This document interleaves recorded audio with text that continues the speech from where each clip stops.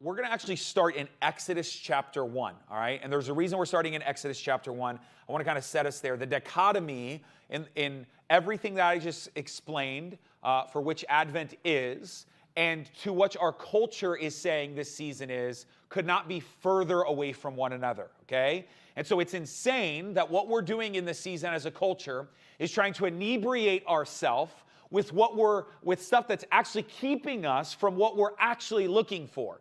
Meaning, like a drunk, we're not satisfied with our life, so we fill it with things, just not alcohol. And so the season of Advent is a time to remind us of what ultimately satisfies. That's what we're trying to do in this season. But we're caught in this crossroads in a culture of plenty. And so it's confusing for us. And so what I want to do is this first week is start with this idea of hope in this Advent season.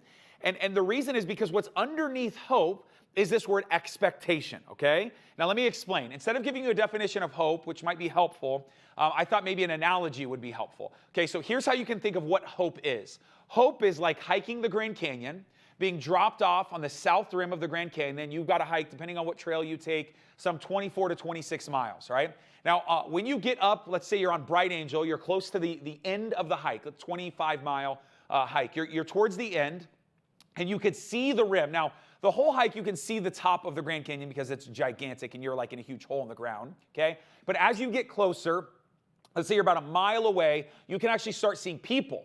You can start seeing buildings. And for the first time, you don't just see the top in a nebulous way. You actually see the end goal. In that moment, even though you have a mile, and a mile is a long time in the Grand Canyon because switchbacks take forever. You've got a mile of a hike left. You have this renewed sense of hope.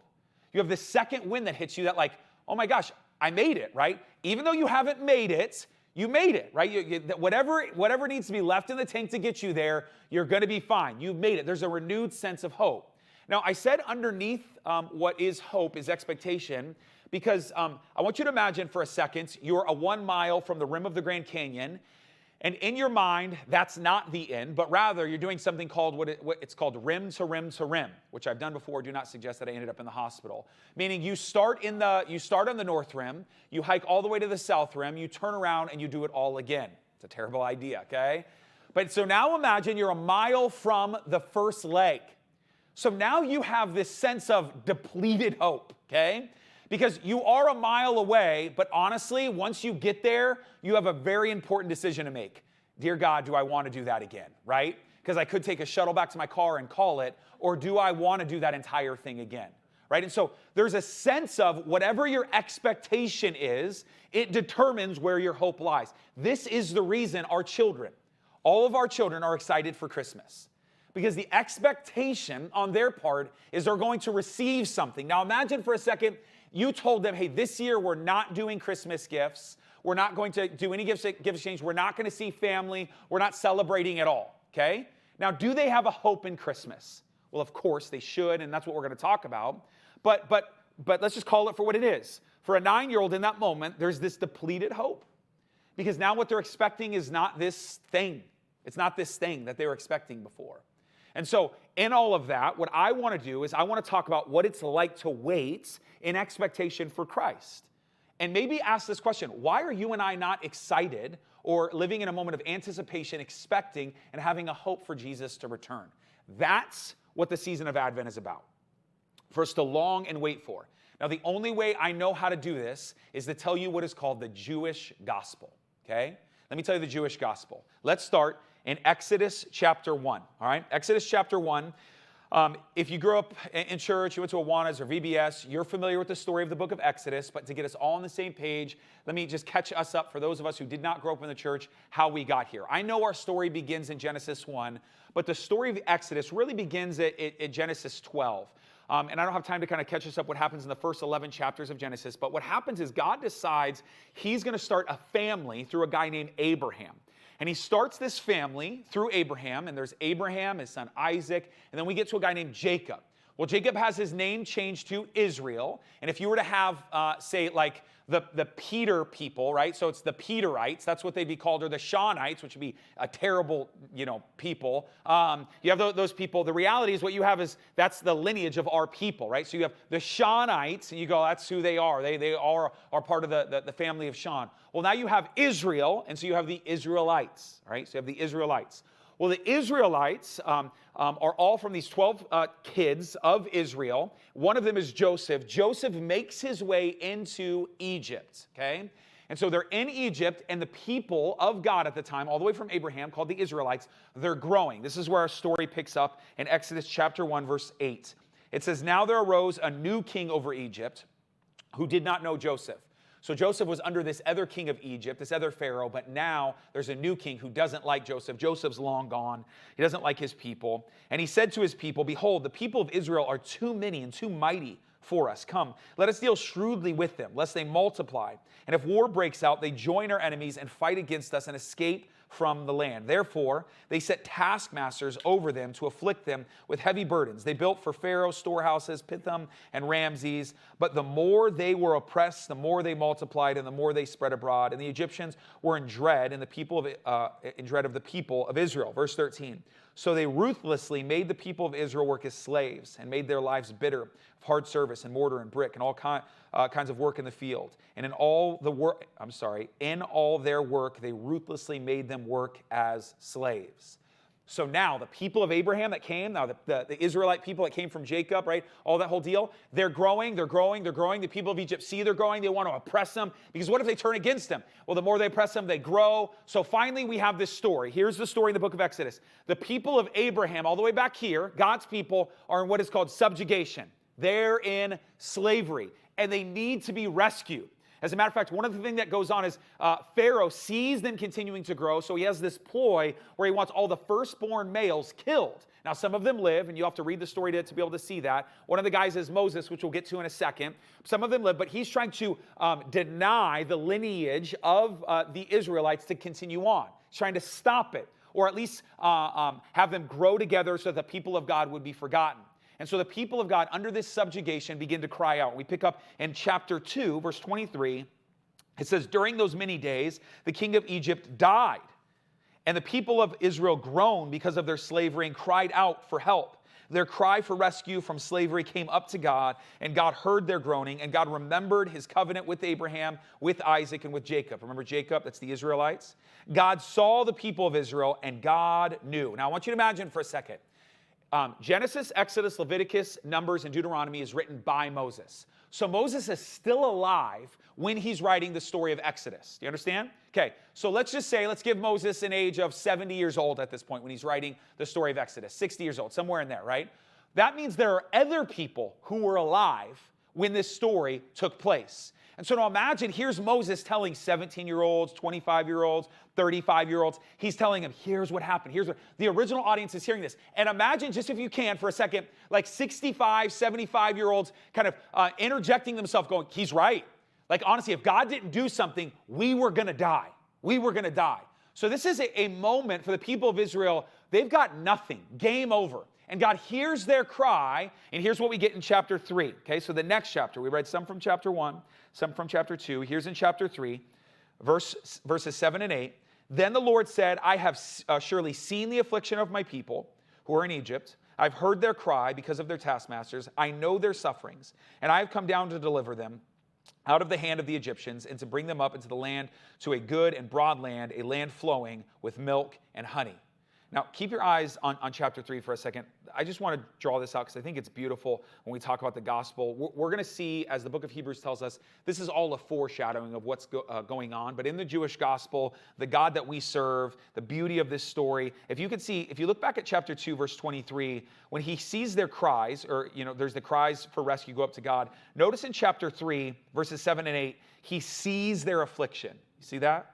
He hears their cry. That also appeared in chapter 2, verse 24. He knows their suffering. And then finally, you can see at the beginning of verse 8, I have come down to deliver. So whatever's about to go on with his people in being in slavery, God is not one, in his character, he is not one to stay far off and rescue.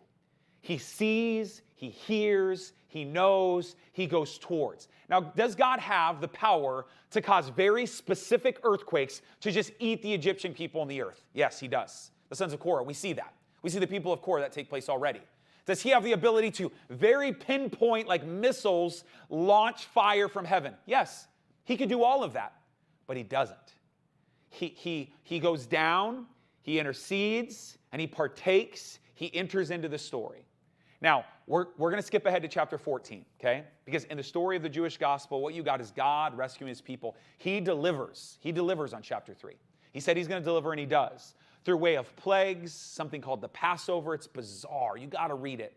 And so in sending this whole story, or sending all his people and Moses and Aaron, and as this whole story goes on, finally the people of God leave Egypt. They're free, but there's a problem. They get stopped with the Egyptians behind them and a sea in front of them, and God needs to do something else. And this is what we get in chapter 14, verse 26. Then the Lord said to Moses, stretch out your hand over the sea, that the water may come back upon the Egyptians, upon their chariots, and upon the horsemen. So Moses stretched out his hand over the sea, and the sea returned to its normal course when the morning appeared. And as the Egyptians fled into it, the Lord knew.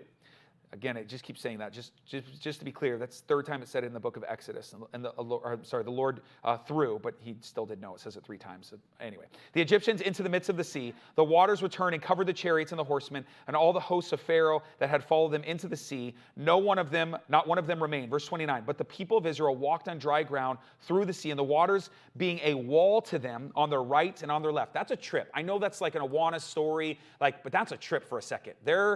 The water is parted, okay? Thus the Lord saved Israel that day from the hand of the Egyptians, and Israel saw the Egyptians dead on the seashore. Israel saw the great power that the Lord used against the Egyptians, so the people feared the Lord. They believed in the Lord and in his servant Moses.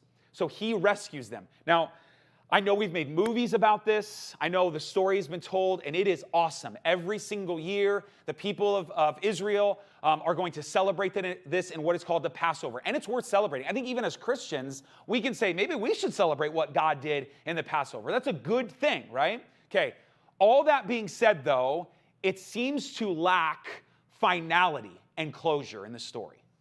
Because it's a beautiful story, and it is what is called the Jewish gospel, meaning the Jews tell the story, God rescued us. He rescued us. The problem is twofold. Number one, the rest of the Old Testament is the people of God going back and forth, rebelling against the very God that saves them here. And number two, the people of God back up into subjugation again and again and again and again. I'm actually reading the book of Judges right now for my personal devotional time, and it's literally just a story again and again of the people of God rebelling and ending up in slavery to somebody else. I mean, this just happens over and over and over again. And so we hear the Jewish gospel, and we go, that's amazing, but it seems to not be full. It seems to still be lacking a certainty of the story, and Moses knows this. And so what Moses begins to do in his writings as the Spirit leads him in the first 5 books of the Old Testament is dropping these small hints, these murmurs, that even though right now that was a great story, we still have a problem, someone's going to come to actually fix it completely. I mean, you can see this in Deuteronomy. Twice you can see this in Deuteronomy. You can see this, let me read to you, in Numbers 24, verse 17. He says, a scepter shall rise out of Israel. And it's not just Moses, but the prophets begin to say, someone else is going to arrive. And so now expectation is being built by Moses and the prophets. One of the verses that we read every year during the season of Advent, which you probably hear, is from Isaiah 9. But maybe you don't know the context of Isaiah 9. Listen to Isaiah 9. I'll start in verse 2. It says, the people who walked in darkness have seen a great light. Those who dwelt in a land of deep darkness, on them has light shone. You have multiplied the nation and have increased its joy. They rejoice before you as with joy at the harvest, and they are glad when they divide the spoil. For the yoke of his burden and the staff of his shoulder, the rod of his oppressor, you have broken as in the day of Midian. For every boot, trampling warrior, the battle tumult, and every garment rolled in blood will be burned as fuel for the fire. Now here's what you don't know in the context before I read the rest. There's a king in place named Ahaz who is ruling wickedly at the time. And the people of God, once again, are in subjugation. Once again, they're asking God to free them. Once again, they're asking to rescue. And God says, someone's going to come and rescue. And you know what it's going to be like? It's going to be like the battle of the Midianites. Now, maybe you don't know, but the Jews know the battle of the Midianites. There's this guy named Gideon who takes 300 people, and God uses 300 people to defeat 10,000 people. And so there's a story they go, someone's going to come like that with little, so he's going to come and he's going to be this big deal. And this is where we get the reading at Christmas every single year. This is the context that I just read. Now we read verse 6. For to us a child is born, for to us a son is given, and the government shall be upon his shoulder, and his name shall be called Wonderful Counselor, Mighty God, Everlasting Father, Prince of Peace. Of the increase of his government and of peace there will be no end, and the throne of David over his kingdom, to establish it and to uphold it with justice and with righteousness from this time forth and forevermore. The zeal of the Lord of hosts will do this. Okay, so I know this is a lot of text, but enter into this space with me. Now the Jews are hearing this over and over again. You can actually go about 52 verses later in Isaiah 61. It says, he has sent me to bind the brokenhearted, to proclaim liberty to the captives. You can see in Daniel chapter 7, I don't know if you remember this, and to him was given dominion and glory and a kingdom of everlasting power. In Psalm 110:1, he is told, the Lord said to my Lord, sit at my right hand until I make your enemies your footstool. There's this promise that something is going to happen, someone is going to come, and the Jews are waiting. In the Jewish gospel, they're waiting for someone to ultimately restore things. Now, this is difficult for us to understand because all of us are going home and we know food's on the table tonight. But I want you to imagine for a second, you're on the Gaza Strip and you're a Palestinian. Now, imagine the uncertainty of that for thousands of years. And so the Jews don't just have this, this is going to be amazing. They're waiting. When is this going to happen? And then there's 400 years of silence. 400 years, God doesn't say anything. And the expectation they know to be true, we're worried about 4 weeks. Our kids can't wait 4 weeks for the gift. They're waiting 400 years for this Messiah to come. 400 years. And then finally, Gabriel. We cannot emphatically approach this well enough. Gabriel appears, an angel appears on the scene who knows this entire story, and this is what happens. This is our text, Luke chapter 1, verse 26. In the 6th month, the angel Gabriel was sent from God to a city of Galilee named Nazareth, to a virgin betrothed to a man whose name was Joseph, of the house of David. And the virgin's name was Mary. And he came to her and said, greetings, O favored one, the Lord is with you. But she was greatly troubled at the saying and tried to discern what sort of greeting this might be. And the angel said to her, so this angel Gabriel appears to this woman, Mary, calls her this favored one. Verse 30. Do not be afraid, Mary, for you have found favor with God. And behold, you will conceive in your womb and bear a son, and you shall call his name Jesus. Now we're going to sit on verses 32 and 33. He will be great and will be called the Son of the Most High, and the Lord God will give to him the throne of his father David, and he will reign over the house of Jacob forever, and his kingdom there shall be no end. Okay, if you are a Jew reading this and you believe in Jesus, I want you to imagine a Christian who most likely early on is a Judeo-Christian. Luke is writing this. He reads this story. Let me tell you what comes over his heart. Finally. We've been waiting so long for this announcement. Finally. Now, I know that you and I may not like certain presidents and rulers who've been over our country, but for the most part, we don't like them because of maybe certain policies or character attributes or whatever it is. But it's nothing like being under Pharaoh. It's nothing being under Ahaz or Ahab. It's nothing like being under the Roman emperor. It's not even worth comparing. And this is what the Jews are experiencing. So for them, finally, it means something. They hear this and they go, yes. And Jesus wants to double down in all of his ministry that he is the fulfillment of this long-awaited Messiah. As a reminder, just remember Matthew 26, it said this, but all has taken place to fulfill the scriptures and the prophets. That took place. Mark 14:49, every day I was with you in the temple teaching, you did not seize me, but this has taken place to fulfill the scriptures. Luke 18:31, we are going to Jerusalem, and all these things that are written through the prophets and the Son of Man will be accomplished. John 5:39, you search the scriptures because you think they give you eternal life, but the scriptures point to me. We're aware of all those verses that Jesus is going, I'm the fulfillment of the text. What we miss is the expectation of the Messiah that's found in Luke 1. We can actually add that to the repertoire, the ammo of knowing that Jesus is being declared as the fulfillment of the Old Testament. Look at verses 32 and 33. Now, the language is so important here, some of which is found directly from Isaiah chapter 9. Gabriel's quoting the Old Testament. Listen to the language. Look at some of the language. He comes from, quote, the throne of his father David. Before that, notice he will reign over the house of Jacob forever. What was our story? Our story was one of Abraham, Isaac, Jacob. Jacob is the one who became Israel, the Israelites. All the way back to Jacob, they've been longing for someone to come. Gabriel says, hey, I was there. I was there when Jacob had his kids. I was there when Abraham, everything went down. I was there. And I'm telling you now, in this period of time, all the fulfillment, this is who you've been waiting for. The house of David? I mean, that's what we saw directly in Isaiah 9. The statement, and his kingdom, there will be no end, is a direct quote from Isaiah chapter 9. And so what's happening now in the announcements, what you've been waiting for, what you've been anticipating, what you've been longing for, the expectation that you are supposed to have, here it is. Here it is. The Jews have been waiting for this moment. Now, the way this whole thing plays out, we got to be patient because we're going to get to over the coming weeks, but that's our text, okay? That's our text. Now, here's a question I want to be able to ask, because it's kind of weird, because the Messiah that the Jews were waiting for and longing for is the same Messiah that we wait for right now. Isn't that interesting? And maybe they rejected him, which is true, but they were longing for Jesus, this Messiah, to come, and we're waiting for Jesus, this Messiah, to return.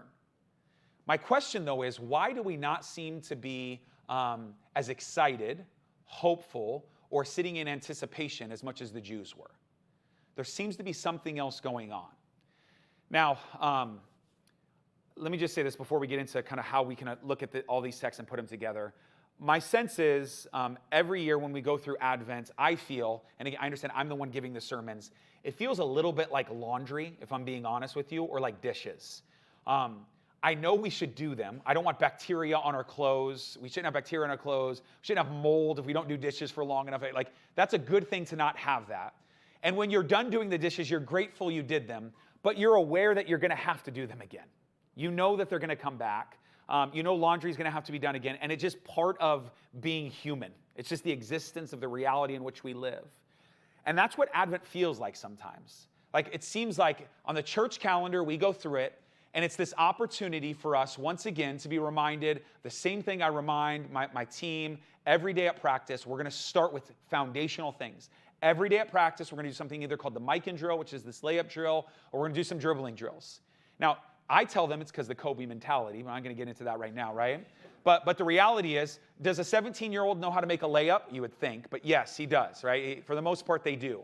Do they know how to dribble? Yes, they know how to dribble. So why are we going over something they already know? Because they can do it better. They need to be reminded. There's something to hone in on. There's this forming that needs to be able to take place. And so every year, it's this moment for us as Christians during the season of Advent to go, that's right. That's right.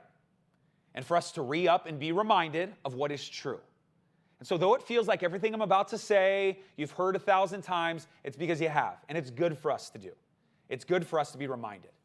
And so in the question, I wanted to set out to answer this question. If Gabriel comes and brings this announcement, and there's this excitement from the original audience, why are we not excited? Why are we not hopeful? Why are we not in anticipation or expecting the same way for that Messiah to return? And I think there's two big reasons. Okay? Let me do my best to get through this. Number one, I think the hope that we are to have is crowded. The hope that we're supposed to have in Jesus is being smothered. And it's not that we just have too many things. It's that we have too many bad things or the wrong things. And it's smothering us. And a matter of fact, a lot of the things that is smothering that hope are good things. We have a fairly stable government. We have food on the table. We have, for the most part, strong friends and family structure. And so, if we can be honest, and my own heart I'll acknowledge, it would be awesome if Jesus came, but life isn't that bad. And for some, you're in a season where it is really, really bad, and you're reminded of this truth. But for the most part, in a general sense, life's not that bad. I mean, we're watching literally, on one hand, people starve to death, and we're watching other commercials where spouses can surprise their other spouse with Lexuses. I mean, the fact is, like, there's something going on in our moment where we live in the United States in a land of plenty that it's not that bad. And so we're not forced to hope or expect something better to come because that hope is being smothered. Again, like a drunk inebriating ourselves with stuff. And so I made a short list. Maybe it would be helpful.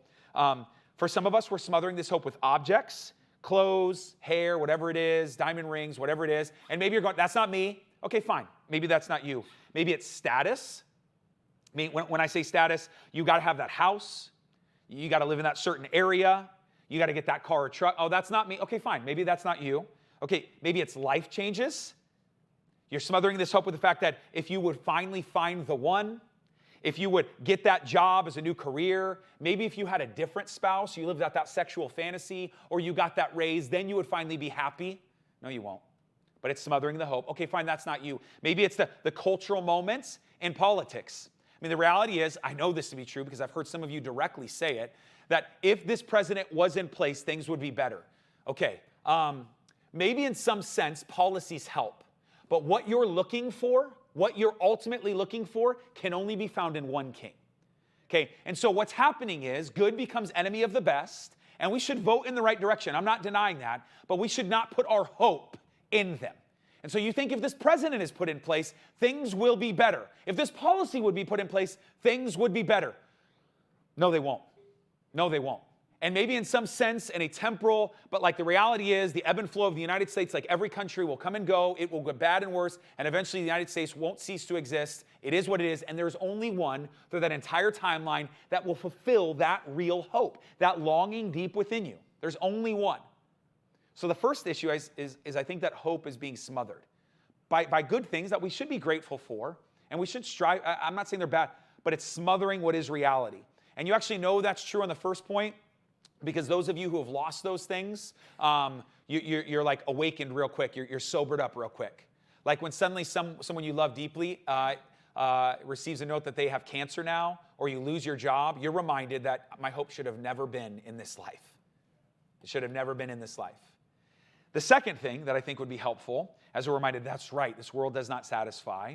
The second thing is we are terrible at waiting. I mean, we are so bad at waiting. And when I say we, I don't mean just Pella, I don't mean just the church. I mean, like the Western world, which is slowly bleeding into the world at large, we are just really, really bad at waiting. We don't have to wait to buy stuff because credit cards will get us there before we get paid. We don't have to wait to eat because microwaves will take care of that. We don't have to wait in line because phones will distract us. We're terrible. We're terrible at waiting. And yet, the season of Advent, you want to know AKA also what it's known as? It's also known as a season of waiting. And so now suddenly the church is going before you. Here's a pastor telling you, we're going to enter into a season of waiting. And you're going, well, that's the most asinine thing I've ever heard in my life. Why would I enter into a season of something I don't want to do in the first place? It's because you're terrible at waiting. An Anglican poet said it best. He said, the season itself is the meaning. Meaning, what he's trying to say is the purpose of the season of waiting is the very reason we have the season. We're celebrating waiting. That's what we're celebrating. And we're terrible at it. And so it's hard for us now to begin to hope, because here's what's happening. This season is meant to remind us that this world will not satisfy, but we're waiting for one who will. That's what's being combined together. This world cannot satisfy, but we're waiting for one who will, and Gabriel announces the one who will. And now we wait. We see his story. We watch his death, his life, his death, his burial, his ascension. We watch the resurrection take place. We celebrate it every April, and we're excited for that story. And in this season, we're longing for that story to start in the man Jesus Christ. That's what we're waiting for. Now, I don't want to leave you with that.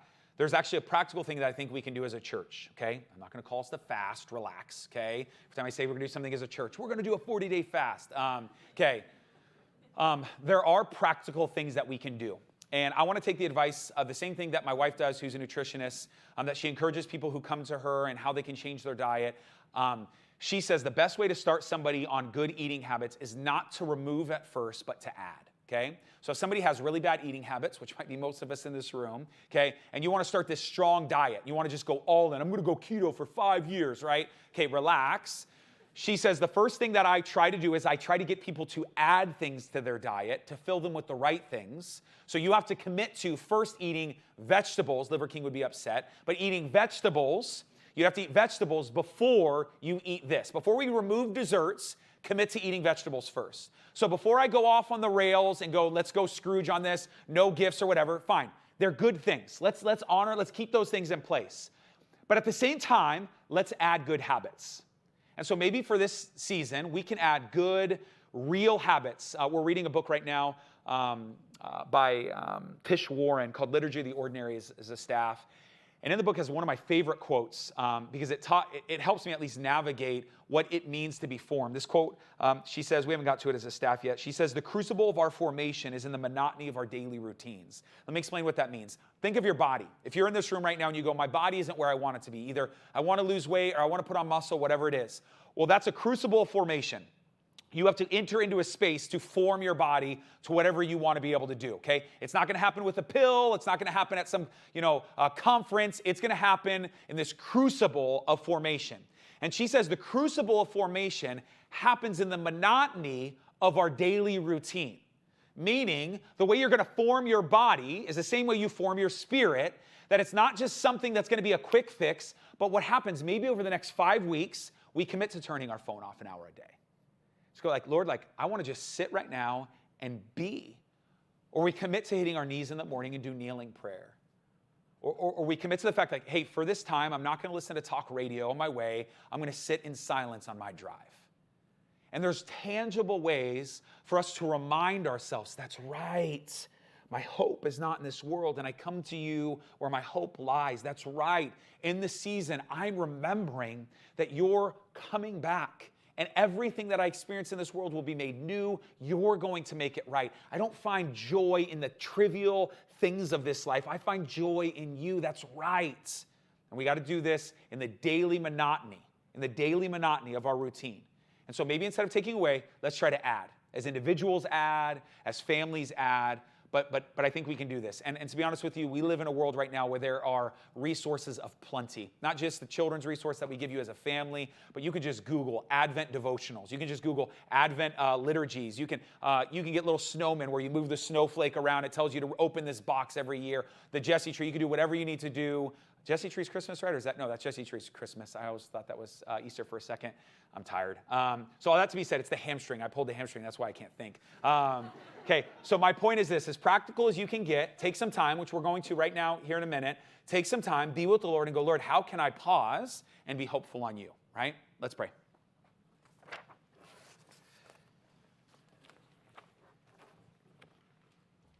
Jesus, thank you so much for who you are. Thank you that without you, Christ, there is no hope.